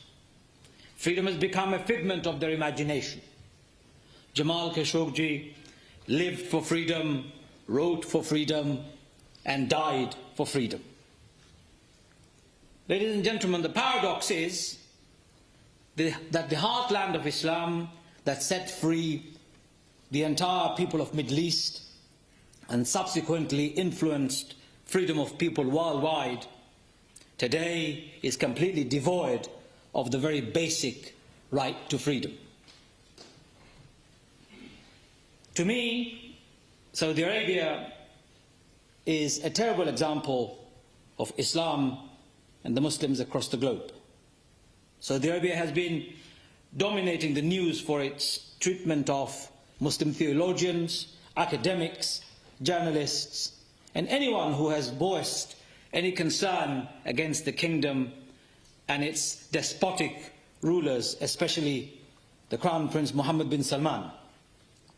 I've experienced this myself firsthand. I've been an imam in one of the Saudi-funded mosques in London for 22 years. My contract with them was that I'll speak freely without anyone reigning or telling me what to say. All the previous dictators and despots tolerated my freedom. But Mohammed bin Salman has shown a very different attitude towards even people like me. I received my marching order the same week Jamal Khashoggi was killed, because I spoke up against it, because I wrote against it, and I delivered sermons in other mosques against this brutal behavior. After 22 years, when they told me to get lost, I told them I was waiting for it for 22 years. It's a badge of honor that you've told me to go. I was only serving because people there wanted me, not because the authorities wanted my speech or my freedom. I am still alive, ladies and gentlemen. I've only lost one platform. Hundreds of other platforms have opened, and many mosques have opened their doors. However, our dear friend, our brother Jamal Khashoggi has paid a huge price with his life. May God have mercy on him, on his soul. These leaders do not hesitate to cut down thousands of people to restrain all of us and our freedom and sustain the status quo.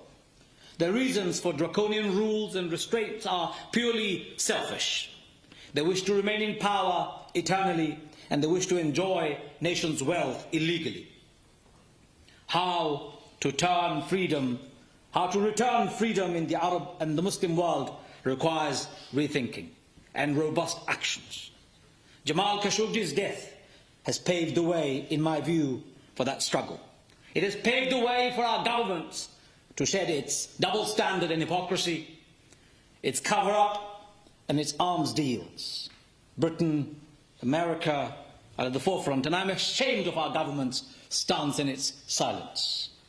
You all know that freedom is never absolute, but nevertheless it is your absolute right to be able to make choices freely, including express your thoughts freely, take part in discussions and debates freely, to be able to determine your own future freely, and freely partake in elections, either as a voter or as a candidate for public office. You can forget that for the Middle East.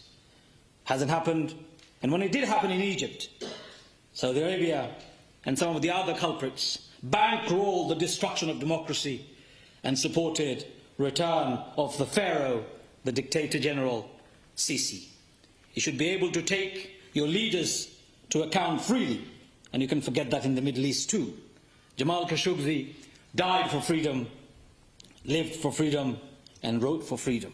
When your basic rights to freedom is consistently broken, you are punished by people who are rulers by virtue of lineage, nepotism, cronyism, corruption, and state-sponsored terror. It is time to rethink. It is time to wake up and smell the coffee, and for the rest of us to wake up and support them. I have a message for Salman. O Muhammad bin Salman, I struggle to utter the beautiful and glorified name Muhammad in addressing your name. For the name Muhammad was the name of the blessed Prophet of God, the mercy to the universe. You don't deserve such an honorable name. Your actions have totally denigrated Islam and its values. You have failed to offer protection to life, liberty, property, intellect, family, faith of people, the very basic principles of Islam. O bin Salman, you certainly do not deserve to be called the custodian of Islam's holiest site, Khadim al-Haramain al-Sharifain. For you to become Khadim al-Haramain al-Sharifain, you need to be honorable yourself. You have desecrated Islam and its holiest sites. You have become a brutal murderer, and you have murdered Jamal Khashoggi. O Salman bin Salman, you are a murderous wolf in sheep's cloak. Do yourself a big favor. Hand over Jamal's body to the civilized people of the world, his family and his loved ones, and let us offer a dignified, honorable funeral and bid him farewell. For he owes that from us, and we deserve to give him a good goodbye. O bin Salman, admit your role in this murder and hand yourself over to the international law that we still have, and face the consequences of your action.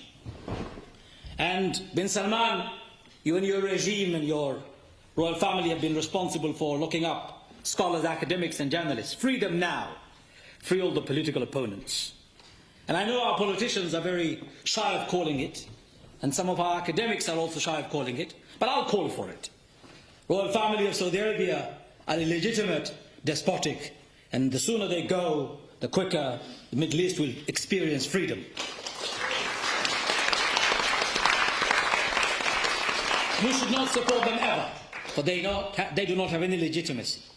We should give back the local people the right to freedom, local people the right to vote for their own leadership and to determine their own future. May God have mercy on the soul of Jamal Khashoggi. May God have mercy on you, my dear sister Khadija, and the families who have lost their loved ones.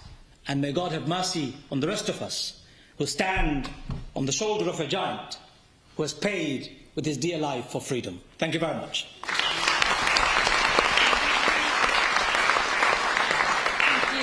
We will now hear from Nihad Awad, Executive Director of the Council on American-Islamic Relations. Thank you and good evening. The reason I accepted to be the last speaker is because I want to give you homework. I'd like to tell you a few things about Jamal, but I would like to make also some corrections, especially journalists, especially those who like to preserve the legacy of Jamal Khashoggi. First of all, his name is Jamal Khashoggi, not Jamal Khashoggi. It's very important for those who do not know Arabic or Turkish to try to tell his name correctly, because if Jamal was alive, he will correct you. And Jamal was known to be frank, honest, and polite. I'm here to offer sincere and my heartfelt condolences to Sister Khadija and his family and to many of my friends. I've known Jamal for the past 25 years. He considered me probably his closest friend, especially when he moved to Washington, D.C. last year. When he had no family, I and others became his family. And I have known him personally to be a gentle, brilliant, thoughtful man who loved his country.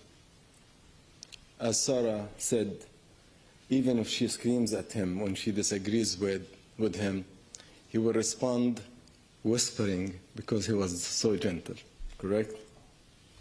That was Jamal.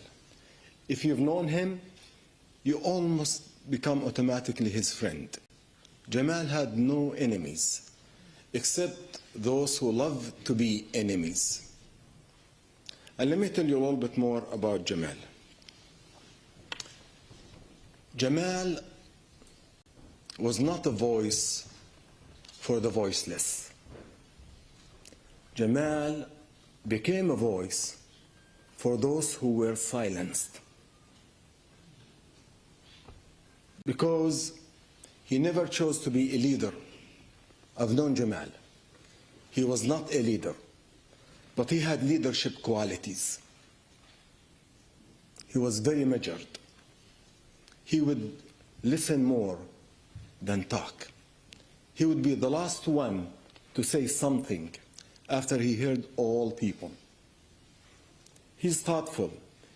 He assumed goodness in all people, especially those who he disagreed with. He was Muslim. He was a conservative Muslim. He was a practicing Muslim. But to many Muslims, or so-called Islamists, he was not an Islamist enough. He was liberal as a Muslim, open-minded, but to many secularists, he was not secular enough. But he was the bridge for both sides. And that's why Jamal was easy to get along with people. When he moved back to Washington, he asked me to help him because he wanted to continue to write, but he wanted to upgrade. He wanted to do something more. He wanted to do something institutional. And that's why I started working with him on the development of an organization that's yet to be born officially and launched. It's called Democracy for the Arab World Now. The abbreviation is DAN, D-W-A-N, which in Arabic also means Fajr. The Arab world will see a new dawn because Jamal, like Muhammad Bouazizi, who the Arab Spring is attributed to, the Saudi democracy, God willing, will be attributed in the future to Jamal Khashoggi. Now, I would like to give you a homework. Moving forward, they silenced Jamal, they killed his body, but they did not anticipate the biggest mistake they've done in their lives. They have amplified his voice. I landed to Heathrow a few hours ago. I took an Uber. The Uber driver was telling me about Jamal Khashoggi. He's from Romania. And he did not know that I was Jamal's friend, and I was coming here to talk about Jamal. When he dropped me off, he came and he gave me a warm, deep hug. That's what Jamal. Now, moving forward, to preserve his legacy, Jamal was the voice for those who were silenced. You and I should become and continue to be his voice. Do you agree? Ready for some homework? I know it's a memorial, but let's honor him the way he deserves. I want you to become like Jamal, a committee of one, which means never be discouraged if you are alone. Become an army of one like Jamal. Believe in yourself even if your friends are discouraged. And do something. When you see something, not say something, do something. We are planning to launch this organization very soon. Jamal had a hard time recruiting people who are willing to work with us. I would like you to consider supporting this organization when it's announced officially. Number 2, Jamal's name should be attributed to a major change in the way we look at journalism and freedoms. But Jamal Khashoggi's name should be inscribed in all Saudi officials. And how? In Washington, D.C., we have a petition to rename the street where the Saudi embassy is sitting after Jamal Khashoggi.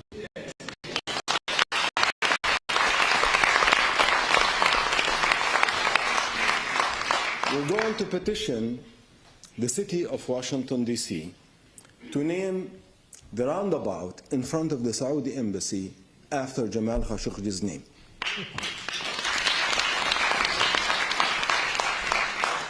I would like you, all of you, here in London and around the world, those who are watching, those who are tweeting, and will see and hear this message.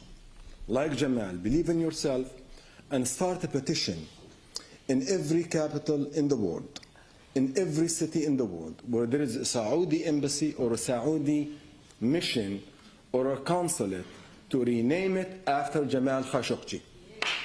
And we can do that. Work with your parliaments and legislative bodies to issue legislation that will become into law to protect the press and journalists that will carry the name of Jamal Khashoggi. And push for it. You don't have to be a journalist to do that. You just have to be a dignified human being who is going to honor the legacy of Jamal Khashoggi. Number 3, institutions who believe in good work and would like to honor Jamal Khashoggi start giving scholarship of journalism that's named after Jamal Khashoggi. Honor his name. Let the future continue to carry his legacy. We're going to issue the first report, the Democracy Index in the Arab world, and that was Jamal Khashoggi's dream. It will become true with your help and your support. So with that, I would like you to know that Jamal Khashoggi would be happy to see that the world is good and continue to be good. And the Saudi officials will be held accountable. Whenever we see that this issue is dying, revive it. Some of his friends, before I came to the event, they were concerned that the story of Jamal Khashoggi will die out because of the elections and because of other issues. I say, let's keep his story alive. Let's honor everything that he stood for and live by his example, because he believed in himself, and you should believe in yourself. God bless you, and God bless his soul. Thank you.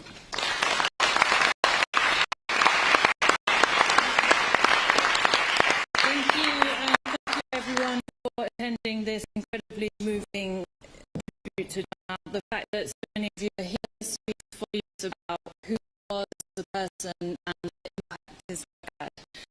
Thank you.